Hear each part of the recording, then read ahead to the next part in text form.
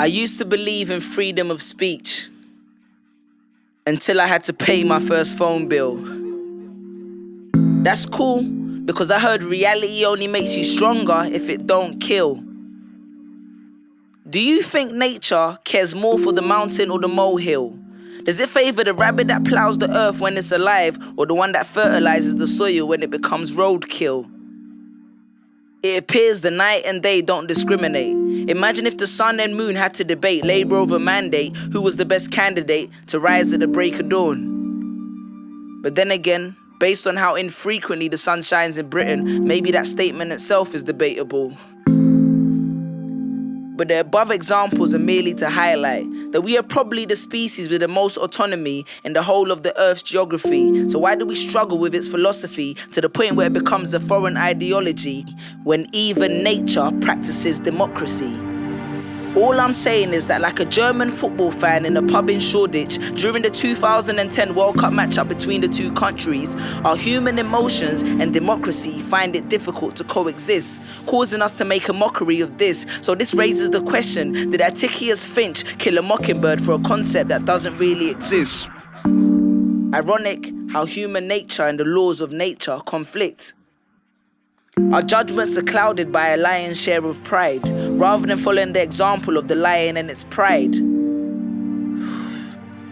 I used to believe in democracy, till my mum would give my sister the biggest chicken in the soup, simply because she was a lot bigger. And that's how we learnt democracy worked in our social groups, only hold value to the views of those who were most popular. And that's why we find it difficult to make any progress, and the adults didn't do much to facilitate the process, because we were always shot down at the first sign of protest. But when bees gather honey for the queen, they don't have to worry about pay cut, possibly redundancy, a recession. Have you ever seen a rise in young bee unemployment? So if nature can get it right, maybe it's not the way we've been practicing it all along, but maybe it's the mentality we've adopted towards it which is wrong. Because for us, it's not even about who or what we're voting for. It's more about what it represents and what we're hoping for. We're driven by emotions and our pride as people. But from the passenger seat, how much control do you really have to drive the vehicle? Because nature made some of us white and some of us black. Some of us skinny and some of us the opposite of that. But nature didn't make us discriminate, put bombs on our back, or station troops in foreign lands. The only nature that causes that is human nature, and that's all the facts. Do you know that red deer herds only move when 60% of the adults stand up, effectively voting with their feet? Both baboons and apes do not select a male leader until the females in the group have had a chance to look and decide. And the feminists would probably have a chuckle at that, because we struggle in fact with a concept as simple as women's rights. We live in juxtaposition to the universe and its natural tendencies. So democracy works, but people don't. We'd rather focus on what divides us than what unites us, what's inside us.